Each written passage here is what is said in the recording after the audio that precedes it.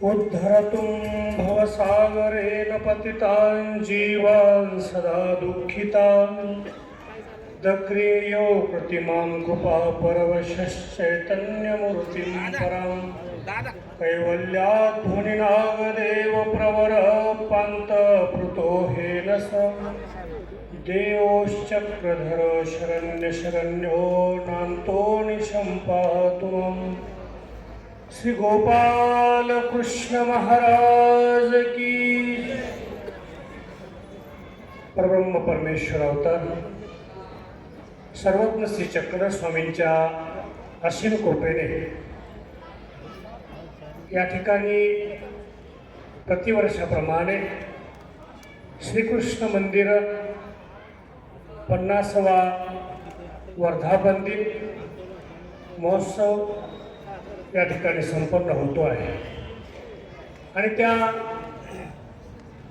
वर्धापन दिनाच्या निमित्ताने संपन्न होत असलेली धर्मसभा, या धर्मसभेचे अध्यक्ष आदरणीय श्रद्धेय आचार्य प्रवर कवीश्वर कुलाचार्य मम हितक्ष आपल्या अखिल मानव पंथाचे विकास पुरुष अमरावती निवासी श्री मोठे बाबाजी, तसेच या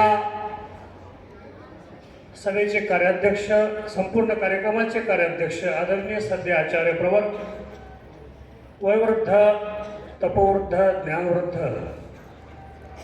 सुकिना निवासी श्री बाबाजी, या सोहळ्याचे स्वागताध्यक्ष आदरणीय सध्या आचार्य प्रवर महंत श्री सोरमांगे बाबाजी, तसेच आदरणीय सध्या आचार्य प्रवर महंत श्री मसाले बाबाजी, आदरणीय सध्या महंत श्री संन्यासी बाबाजी, आदरणीय सध्या महंत श्री निमस्कर बाबाजी, आदरणीय सध्या महंत श्री मुकुंदराज बाबाजी कपाटे घासरसाई, आदरणीय सध्या महंत श्री पिलावस्कर बाबाजी आणि या ज्ञानमंचावर उपस्थित असलेले सर्वच संत महंत आचार्यगण, उपस्थित सर्व संत महंत तपस्विनी माता भगिनी, बंधू भगिनी, सद्भक्त मंडळी आणि या सोहळ्याचे आयोजक आदरणीय श्रद्धेय आचार्य प्रवर, या श्रीकृष्ण मंदिराच्या संचालिका आदरणीय श्रद्धेय आत्याबाई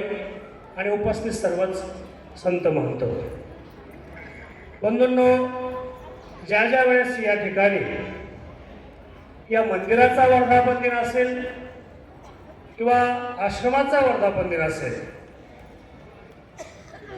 आणि ते संपन्न करत असताना या संपूर्ण मानव पंथाला लागू ठरावं असं व्यक्तिमत्व, अशा व्यक्तिमत्वाला ते नाव जरी या ठिकाणी जर आपण घेतलं तरी कुठतरी मनामध्ये एक आदराची भावना निर्माण होते. असे अच्युत गोत्राचार्य कैवल्यवासी श्री बाबाजी, की बाबांनी या मंदिराची निर्मिती करत असताना, या आश्रमाचं त्या ठिकाणी स्थापना करत असताना एक दूरदृष्टी या ठिकाणी ठेवून की आपल्या पुढच्या पिढीसाठी सुद्धा किंवा येणारा साधक जो आहे त्याच्यासाठी किंवा त्याच्या उन्नतीसाठी ती प्रत्येक क्षेत्रामध्ये, ते धार्मिक क्षेत्र असेल, राजकीय क्षेत्र असेल, शैक्षणिक क्षेत्र असेल, सर्व धर्माचं क्षेत्र असेल, सर्व ठिकाणी बाबांनी आपला त्या ठिकाणी एक वेगळा त्या ठिकाणी ठसा उमटवलेला आहे. आणि म्हणून बाबांना वेगळं करून या आश्रमाची कुठलाच कार्य किंवा आश्रमाचं कुठलंच कार्य त्या ठिकाणी वेगळं करता येत नाही. कारण जे काही त्या ठिकाणी बाबांनी पेरलेलं आहे ते एवढ्याच लांबदृष्टीने त्या ठिकाणी पेरलेलं आहे की आज 50 वर्ष या ठिकाणी संपन्न होत असताना सुद्धा बाबा या ठिकाणी आहे.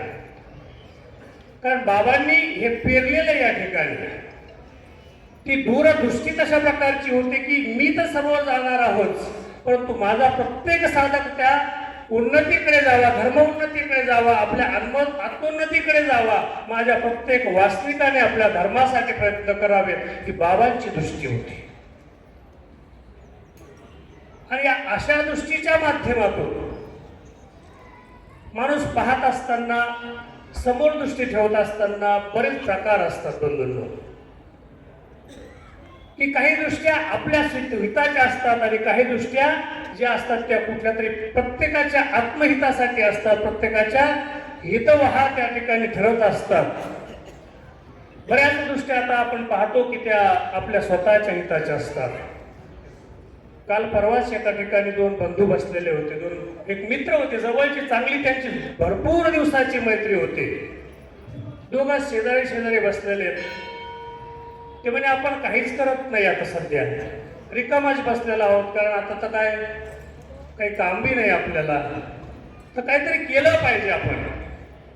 आणि म्हणून त्याच्यातला एक मित्र म्हणतो की मी असा विचार केलाय की मी एक म्हैस घ्यावी. तो दुसरा मित्र म्हणतो अजिबात घ्यायची नाही तो म्हैस. म्हणे का? अरे मला काहीतरी उद्योग केला पाहिजे ना, काहीतरी उद्योग केल्यानंतर मला काहीतरी करता येईल, म्हणून माझा विचार असा झालेला पक्का की मी म्हैस घेईल. हे पाय म्हणे तू जर म्हैस घेतली तर तुझी माझी मैत्री तुटणार. म्हणे अरे झालं काय असं? पण नाही म्हणे मी सुद्धा शेत घ्यायचा विचार केलाय. आणि जर तू म्हैस घेतली आणि मी जर शेत घेतलं तर तुझं म्हैस जर माझ्या शेतामध्ये जर चरायला आली तर तुझे माझे भांडणं होतील आणि आपली मैत्री संपेल. म्हणजे मी तर काही करणार नाही पण तू सुद्धा काही करू नको, अशा प्रकारची दृष्टी माणसाची होत चालली आहे.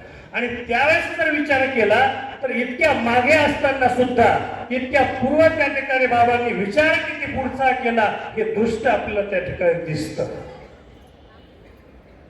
की माझा पंथ जो आहे, माझा साधक जो आहे, तो काही करत असताना ते समाजाच्या अभिमुख असावं किंवा समाजाच्या हिताचं असावं, अशा प्रकारची दृष्टी त्या बाबांनी प्रत्येकाच्या अंतःकरणामध्ये त्या ठिकाणी पेटवलेली आहे.